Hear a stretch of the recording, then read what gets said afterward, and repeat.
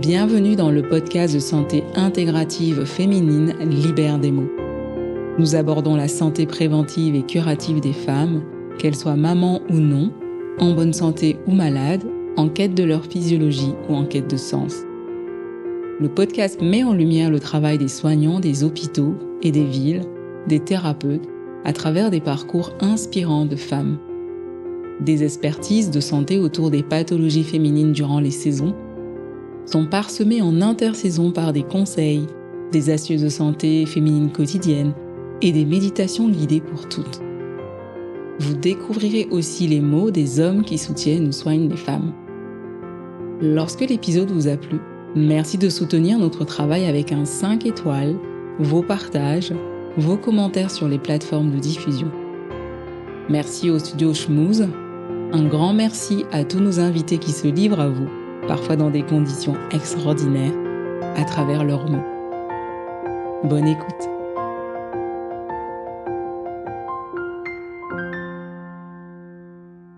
Bonjour à tous. Aujourd'hui, je suis avec une grande dame qui s'appelle Nicole. Elle a 72 ans et c'est une thérapeute qui a plusieurs cordes à son arc. Elle pratique surtout de l'hypnose ericksonienne. Je vais lui dire bonjour et la laisser se présenter à vous. Bonjour Nicole. Bonjour Nina. Comment vas-tu ? Je vais très bien, je suis très fière d'être avec vous, ça me fait très plaisir aussi. Voilà.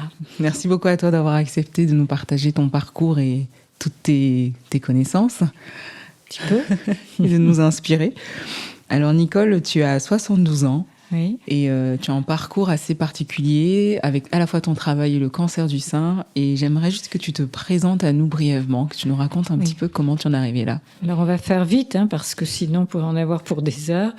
Donc, moi j'ai démarré très vite, très tard ce travail de psychothérapeute pour des raisons familiales. Je rêvais d'être psy ou philosophe quand j'ai eu mon bac. Et puis les circonstances de la vie m'ont pas permis de faire tout cela. J'ai mis ça de côté et puis un jour j'ai démarré à un moment aussi une psychanalyse qui a duré 5 ans, qui a été importante pour moi, vraiment. J'ai vraiment eu la chance de travailler avec un monsieur qui était psychiatre et psychanalyste, qui m'a beaucoup aidée. Et puis voilà, parallèlement, j'ai toujours lu énormément de choses, de la psychologie, de tout ce qui était... j'ai tout lu, j'ai écouté Dolto de A à Z. Donc je me suis nourrie de ça, j'avais mis de côté un peu ce désir d'enfant, en fait, de jeunesse. Et puis un peu le hasard, un jour, j'ai entendu à la radio un monsieur qui s'appelle le docteur Simon, un Lillois, et qui parlait d'hypnose. Et ça a fait un tilt dans ma tête, comme un déclic, et je me suis dit, je ne peux pas ne pas le contacter. Donc, il avait laissé un mail, je lui ai envoyé un mail en disant que j'allais bien, j'avais fait tout le travail sur moi, mais je lui ai expliqué un peu mon désir. Et il m'a envoyé un mot en disant, venez me voir. Wow. Et l'histoire a commencé comme ça. Il donnait des formations à Lille, surtout avec des médecins et des psys, et il m'a accepté. Donc avec lui, j'ai entamé tout un parcours de ce qu'on appelle les thérapies brèves stratégiques, qui sont un domaine qui est, peu penché vers l'analyse, même si on travaille avec l'histoire. On ne peut pas ne pas travailler avec l'histoire, mais en tout cas pas pendant des années. Et puis déjà avec un outil qu'il enseignait, qui était l'hypnose ericksonienne. D'accord. Donc il était à Lille, après il est parti à Paris. Moi j'ai trouvé un autre travail qui me rémunérait plus. Donc j'ai pu continuer ces formations parce que je les ai payées avec mes deniers. J'ai repris à zéro une formation en hypnose à un moment avec des gens différents parce que j'avais trop peur d'être un apprenti sorcier. Et puis après, je me suis formée ce qu'on appelle le MDR et puis à plein d'autres techniques qui travaillent autour. Je fais partie d'un groupe de travail qui est très important pour moi, où beaucoup de gens avaient été formés par Victor. Il y a beaucoup de médecins dedans. Des psys, et on se voit 5-6 fois par an, souvent autour d'un thème. Et c'est passionnant parce que, à la fois, ça permet de partager ce qui me semble essentiel, d'avancer, et ça permet d'apprendre toujours. Ah oui, moi j'ai besoin d'apprendre toujours. Un regard sur sa pratique. Voilà, c'est très important. Il me semble que c'est très important. Voilà, pour faire vite. Donc, je travaille officiellement. Enfin, j'ai démarré toutes ces formations, j'avais 48 ans, et j'ai démarré plus tard quand j'ai senti que je pouvais le faire. D'accord, donc il t'a vraiment fallu aussi un temps d'intégration pour pouvoir t'installer Le comme... temps d'intégration, puis le temps de toutes ces formations. Il faut quand Ouais. même, ça me paraît nécessaire. On peut pas se former avec 15 jours de formation et puis mettre... en tout cas, c'est pas ma façon de voir les choses. Et avec ce parcours et puis toute cette maturité que tu as, si tu devais nous parler de la douleur, c'est quoi pour toi la douleur ? Les douleurs. Alors pourquoi ? Alors la douleur, c'est pas ce que je travaille le plus parce que j'en vois beaucoup dans ce cas-là à des gens qui font de l'hypnose médicale, qui sont plus spécialisés dans la douleur. Je travaille un peu, mais des fois j'en vois. Parce que notamment les DU d'hypnose clinique, ils travaillent plus sur la douleur que ce que j'ai pu faire. Alors je sais un peu faire, mais c'est pas ce que je travaille le plus. La douleur, elle est très spécifique à chaque personne, puisqu'on sait que la douleur, c'est d'abord un ressenti. Et donc quand on travaille en hypnose avec la douleur, on va travailler pour aider la personne à diminuer la hauteur, on va dire, du ressenti. Bon, à l'hôpital, on le sait bien aujourd'hui, puisque les échelles de douleur sont toujours demandées, de 0 à 10, etc. Donc ça, on travaille là-dessus. Donc il y a plein de techniques sur la douleur. Il y a ce qu'on appelle la réification, c'est-à-dire pour permettre à la personne d'avoir une distance avec la douleur, de lui donner par exemple une forme, ou si c'était un objet, ce serait quoi ? Et qu'est-ce qu'on peut en faire ? Est-ce qu'on peut le transformer, etc., etc. Donc déjà, la distance permet à la personne de ne plus être complètement envahie par la douleur. Ça, il faut un peu de temps pour le faire. Les gens qui travaillent à l'hôpital, souvent dans l'urgence, c'est un peu compliqué.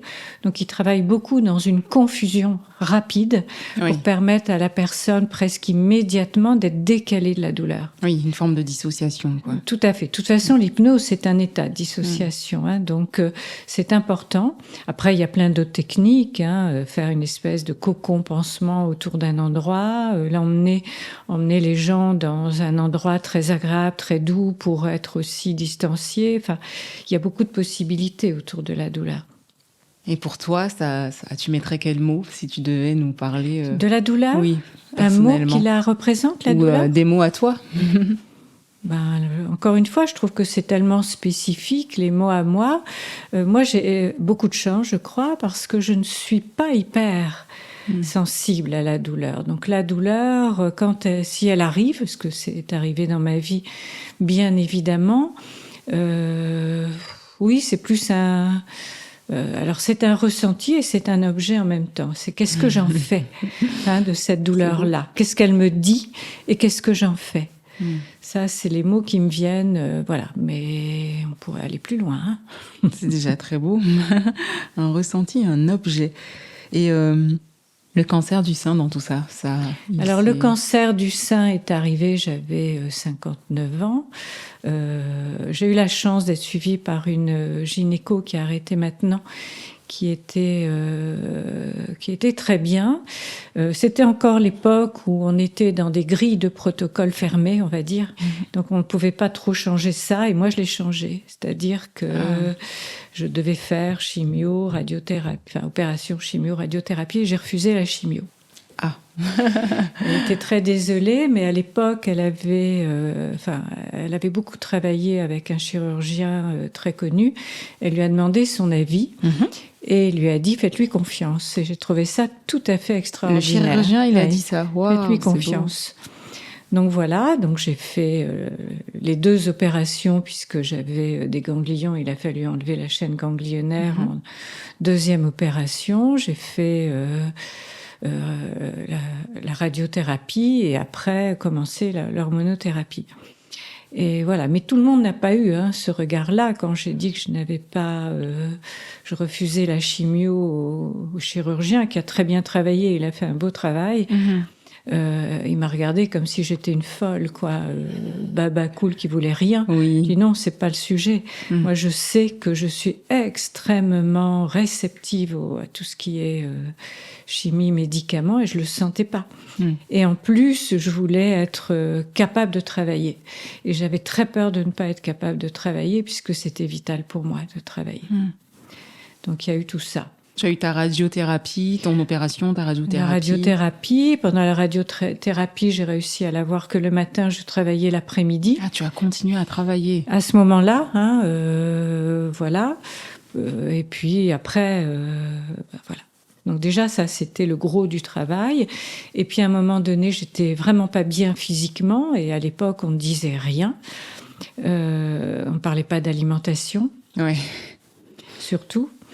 Et une personne m'a donné le nom d'un monsieur à Liège, qui est un médecin cancérologue et nutritionniste, qui a créé un labo de micronutrition qui s'appelle le docteur Vincent Vicenze Castronovo. D'accord. Qui est à Liège. Alors c'était loin, mais il m'a vraiment remis d'aplomb. Waouh. Et voilà, c'est quelqu'un qui m'a dit quelque chose que je dis, je crois, à toutes les personnes qui viennent me voir quand elles ont un cancer, parce que peu d'hommes viennent me voir pour ça. Il m'avait dit, les 3 A. Les 3 A, c'est alimentation, c'est activité physique et c'est affection, amitié. Et moi, je rajouterais un 4e, c'est pas un A, c'est un V qui est visualisation. Et ça, c'est un outil hypnotique notamment, mais qui est pour moi fondamental aussi. Donc ça, si vous voulez, on peut en parler un tout petit peu. C'est assez intéressant. On en parlera. Je le note. Comme ça, on va essayer de garder AAV. Cette histoire. C'est très, très beau. AAV. Et donc, on te diagnostique ton cancer du sein. Tu as déjà cette forte sensibilité en toi, en fait, parce que tu travailles déjà ce que tu avais arrêté. Tu as repris cette reconversion à 48 ans. Tu as 59 ans. Est-ce que ta vision des choses change déjà? Comment est-ce que tu te positionnes en tant que personne, femme, et en plus en tant que thérapeute pour vivre ce parcours médical? Alors, je ne sais pas s'il y a eu un lien avec mon métier, sans doute avec tout ce que j'ai pu vivre dans ma vie, oui. C'est-à-dire que je l'ai pris comme quelque chose à vivre, mais vraiment à vivre. Et si je mourais, je mourrais. Alors, ça paraît un peu, du stoïcisme, hein, mais c'est pas ça. C'est que moi, j'ai une vision de la vie et de la mort qui est très pragmatique. Et voilà, là, j'avais des choses à vivre. Je faisais ce que j'avais à faire en fonction de ce que je ressentais. Et puis, je croyais que j'allais m'en sortir, vraiment. D'ailleurs, au bout d'un an, j'ai pris un de mes chats, qui a maintenant 12 ans. D'accord. Et voilà. Donc, ça a été un parcours que j'ai vécu. Je crois que toute l'expérience de ma vie que j'ai eue avant, le travail que j'ai fait sur moi, m'avait donné déjà une vision de la vie qui me permet... alors, je veux pas avoir l'air d'une philosophe, d'une sage, non, parce que comme tout le monde, on peut mais il y a des hauts et des bas comme tout le monde. Oui. Mais je crois que ce que ça m'a permis d'avoir, c'est une capacité d'émerveillement. Et puis de trouver un alignement intérieur qui me faisait pas, je peux me tromper, mais en tout cas, j'accepte ce que je ressens aujourd'hui. Voilà, ce qui est bon pour moi. Et le reste, je le mets de côté. Les personnes, les choses, voilà, je les rejette. Je les rejette vraiment. Et puis j'ai cherché pourquoi j'avais eu ce cancer. Alors c'est une question qui est compliquée quand on voit des médecins, parce qu'on dit toujours que c'est multifactoriel, je veux bien le croire. Multimodal. Oui, mais quand je pose la question aux gens que j'accompagne, et comme moi, je sais, moi, à quel moment ça s'est déclenché. C'est difficile de dire ça, mais il s'est passé un événement que je n'ai pas envie de raconter forcément, qui a été extrêmement difficile pour moi, et j'ai senti en moi que quelque chose s'était abîmé.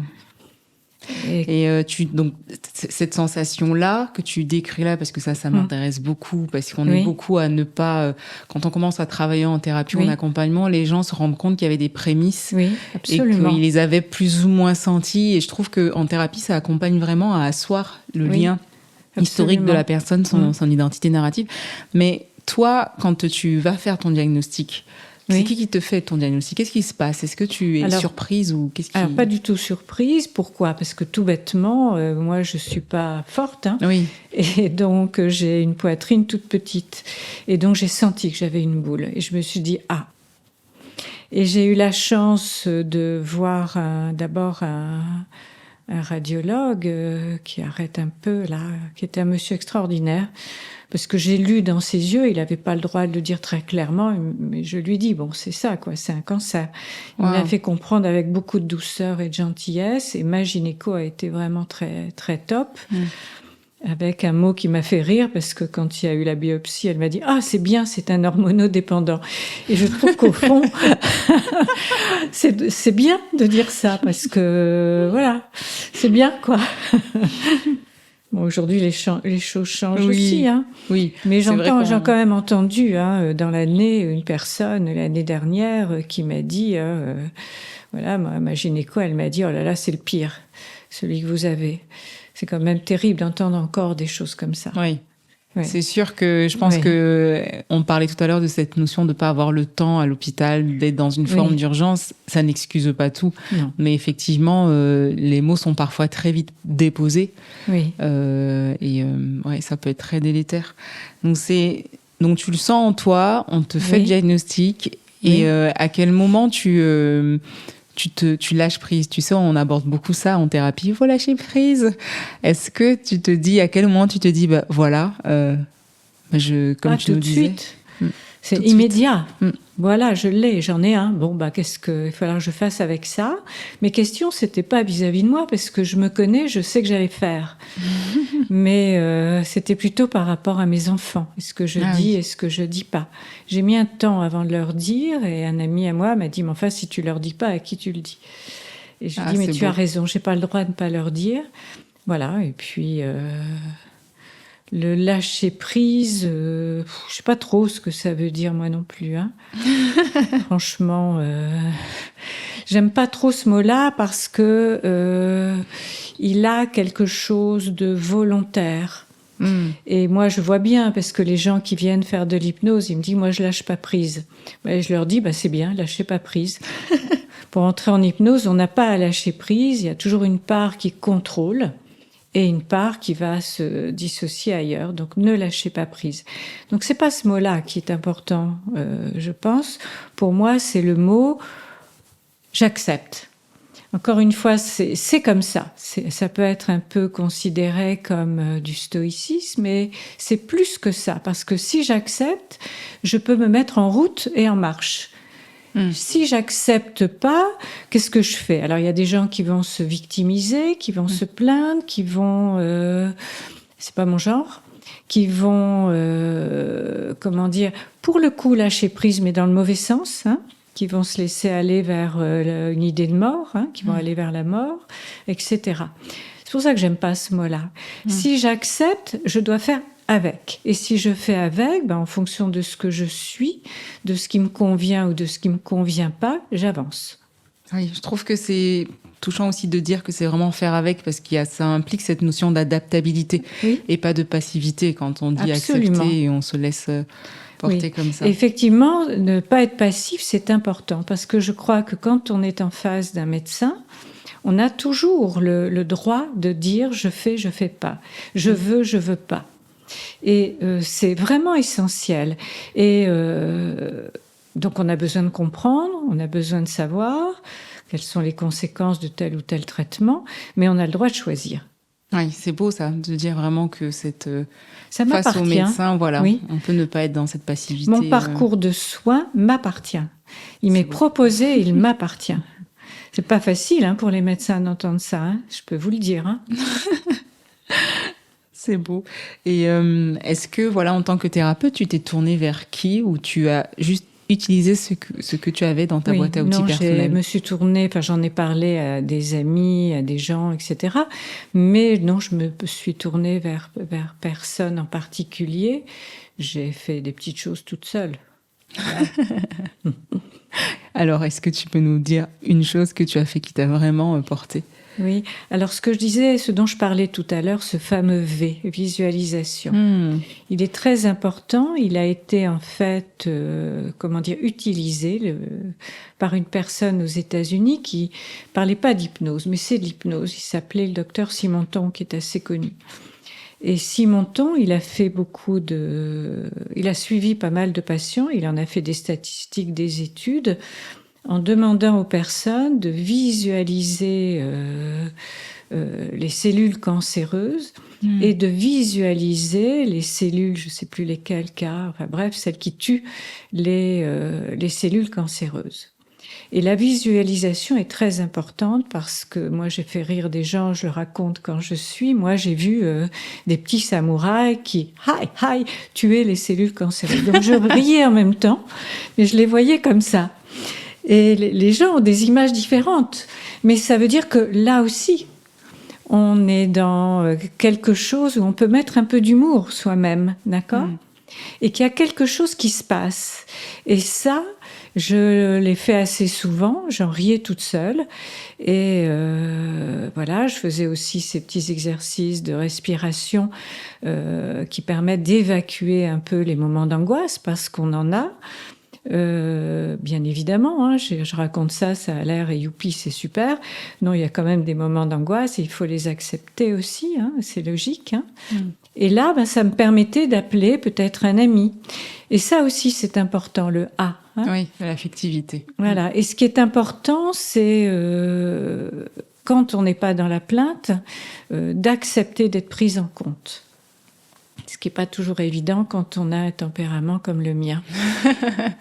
Pour une petite anecdote qui peut parler peut-être à des gens, j'ai un ami qui vient me chercher un jour, on va manger au resto, puis il me dit « Oh, toi, je me fais pas de soucis pour toi. » Et je lui dis « T'arrêtes la voiture. » Ah, wow.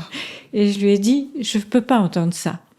Tu me connais, je suis pas dans la plainte, mais j'ai besoin qu'on s'inquiète un peu pour moi. » Pour me donner de la force, voilà, pour avoir ça.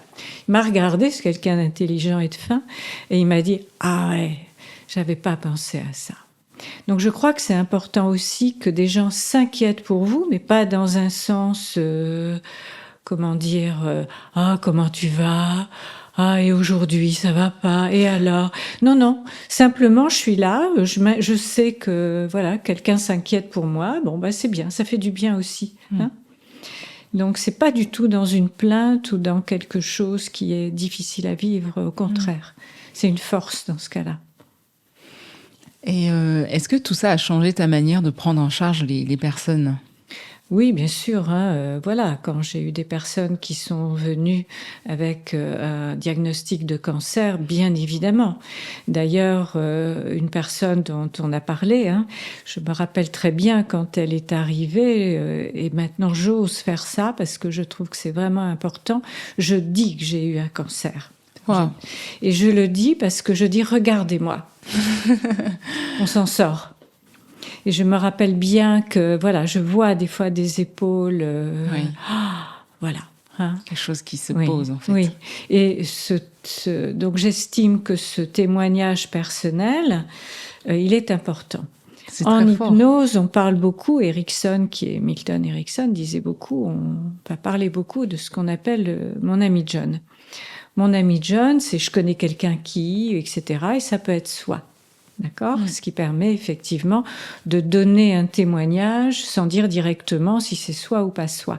Mais là, pour ça, moi je dis que c'est moi. C'est très touchant. Parce que je sens que ça donne une force aux gens qui sont devant moi. Ouais, tu es debout, tu es devant eux, tu leur parles. Oui. C'est très beau, regardez-moi, on s'en sort. Oui, c'est ça. Wow. Et je pense que c'est important. Pour moi, c'est important. Je ne sais pas si... voilà. Je trouve que c'est... Voilà, c'est pas tabou, quoi. Non, c'est pas tabou, c'est... C'est pas tabou, voilà. Ce mot est important aussi, c'est pas tabou, oui. Et tu as mis du temps à te sentir en rémission, parce qu'on sait qu'on dit souvent que c'est autour des 5 ans, et puis les gens s'inquiètent d'atteindre les 10 ans. Oui. Comment alors toi, ça là s'est aussi, passé ? moi, je suis un peu... j'ai toujours été en colère contre ce mot de rémission. J'en ai beaucoup parlé dans mon groupe de médecins, là, de travail. Et je leur ai dit, moi, quand j'entendais le mot rémission, c'est on remet ça quand ? Ah oui. Et donc, alors je sais que, bon voilà, au bout de 5 ans, après on peut dire qu'on est guéri, c'est un peu comme ça que ça se passe. Et je dis, mais faites attention, parce que le poids des mots, il est essentiel. Et moi, dire en rémission, non. Je préfère qu'on me dise, là, maintenant, ici, maintenant, vous êtes guéri. De toute façon, on ne sait pas. Peut-être que dans 5 ans, 10 ans, j'aurai un autre cancer, peut-être qu'il y aura un autre problème, une autre maladie, un truc. Non. Là, ici, maintenant, je suis guérie. Et ce mot de rémission, je ne l'accepte pas. Et je trouve qu'il n'est pas juste. Là, maintenant, vous êtes guéri. Ben, on ne sait pas, hein, dans 10 ans. Ouais. Donc, c'est sûr que oui. Il y a vraiment une réflexion entre ces deux mots, entre cette notion de rémission et cette notion de guérison. Oui. Où les personnes, des fois, quand on pense que quand on est guéri, on sera plus malade de quoi que ce soit. Oui. Et je crois que la rémission vient un peu adoucir le fait que, effectivement, on remet ça quand. Mais dans cette notion de dire que peut-être tu n'es pas complètement guéri. Et c'est des discussions qui seraient passionnantes à aborder parce Tout à fait. Je crois qu'on peut dire à des gens, ça n'empêche pas de continuer à bien manger, à faire attention, à être surveillé, etc. Et tout ça, quoi qu'il arrive dans la vie, ça vous aidera.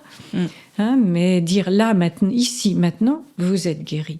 Quand on se casse une jambe, qu'on recommence à marcher, là, ici, maintenant, vous marchez. Là, ça me parle bien comme ça. Ah oui. Non, mais je comprends. Je trouve cette discussion très intéressante sur ces deux concepts-là. Et j'espère que les auditeurs vont nous répondre aussi sur ce qu'ils en pensent. Et est-ce que tu peux nous faire ta petite voix d'hypnose ? Ah, alors déjà, vous l'entendez, j'ai pas une voix très forte. Et une voix d'hypnose, c'est une voix qui module un peu plus encore, hein, un peu plus lente. Voilà. Une des choses que je fais souvent, c'est dire aux personnes qu'ils peuvent apprendre l'auto-hypnose pour s'aider justement à certains moments soi-même. C'est pas compliqué l'hypnose. Ce qui est important, c'est qu'est-ce qu'on en fait.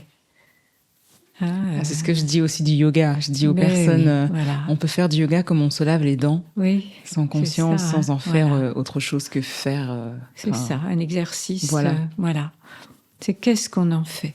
Et ça, c'est important, mais ça peut être aussi, c'est pour ça que c'est un outil que j'apprends aussi aux personnes pour se mettre en sécurité, pour aller dans un endroit agréable. C'est les choses les plus simples pour visualiser comme ça, à la fois dans ce que j'ai dit tout à l'heure, faire cette visualisation, mais aussi dans une futurisation où tout va bien. Où tout est réussi, où on continue sa vie, où on va vers des choses nouvelles, une autre manière d'être peut-être. Et c'est important aussi la futurisation en hypnose quand on a une maladie ou d'autres choses. D'ailleurs, ça sert à beaucoup de choses, la futurisation. Et est-ce que Nicole, ta vision de la femme a changé ? Moi, j'aime bien les femmes depuis toujours. Je suis d'une génération, 68, où je reste très féministe. Je ne sais pas si ma vision de la femme a changé. Elle évolue, bien sûr, mais je peux donner un peu ce que me dit ma petite fille qui a 26 ans, la plus grande. Ah ouais. Elle me dit que je suis inspirante parce que je suis féministe, mais que... Voilà.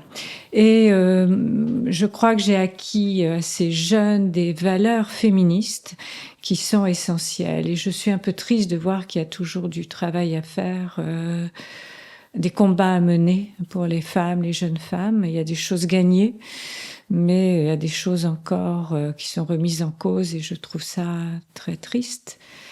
Voilà, ce droit à l'avortement. Aujourd'hui, il y a des choses gagnées. Les femmes lesbiennes, elles sont, enfin en France en tout cas, elles n'ont plus trop de soucis. Voilà, elles osent dire maintenant. Il y a beaucoup plus la parole ouverte quant aux abus sexuels, etc. Ouais. Ça reste douloureux et très difficile, mais ça se dit beaucoup mieux. Elles sont prises en compte. On les prend pas pour des menteuses. Donc il y a beaucoup de choses gagnées, mais il y a encore des choses à combattre. Et moi, j'ai toujours cru que la femme était, celle qui faisait avancer les sociétés. C'est pas très gentil pour les hommes parce que là aussi, je trouve que les hommes changent.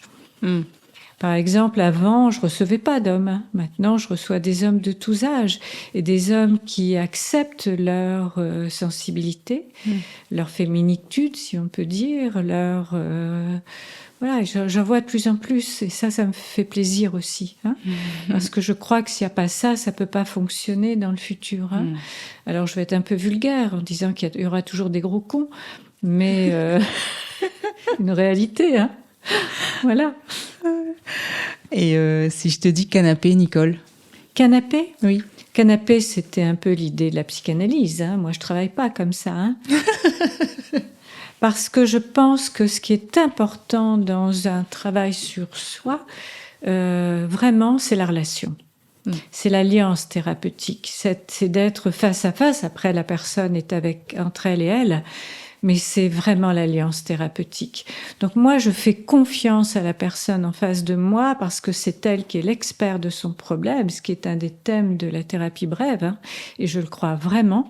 Mais il faut qu'elle me fasse confiance aussi dans le regard que j'ai sur elle, la compréhension de là où elle en est et de l'accompagnement que je peux apporter. Et pour moi, canapé, ça va pas, quoi. Alors, ça m'arrive hein, de proposer à des gens de s'allonger parce qu'ils sont fatigués ou pour... c'est rare parce que le fait, en plus d'être assis, leur permet de comprendre qu'ils peuvent eux-mêmes se mettre en état d'hypnose, quel que soit l'endroit. Ça aussi, c'est important. L'hypnose, on est relaxé en hypnose, mais c'est pas de la relaxation. L'hypnose, c'est une dissociation entre le conscient et l'inconscient. On est là, on contrôle tout, c'est-à-dire qu'on entend, on a des idées qui passent et en même temps on est ailleurs. Et donc on est un peu maître d'œuvre aussi de cette dissociation-là. À un moment donné, on part plus loin et c'est fondamentalement et profondément agréable. Mais voilà, on est un peu le maître d'œuvre de ce travail-là. Merci beaucoup pour tous ces mots qu'on a partagés ensemble, Nicole. C'était passionnant. Avec plaisir, voilà. Quand je commence à parler d'hypnose, je m'arrête plus. Hein. Ah, c'est... Tu as vu hein. J'ai vu. Merci pour les auditeurs. Merci de continuer à être cette femme inspirante que tu es. Et je te dis à bientôt. Oui, à bientôt, Nina. Merci d'avoir écouté cet épisode. Si l'épisode vous a plu, merci de soutenir notre travail avec un 5 étoiles, vos partages, vos commentaires sur les plateformes de diffusion. Merci à notre invité. Merci au studio Schmooze. À bientôt pour un prochain épisode. Libère des mots.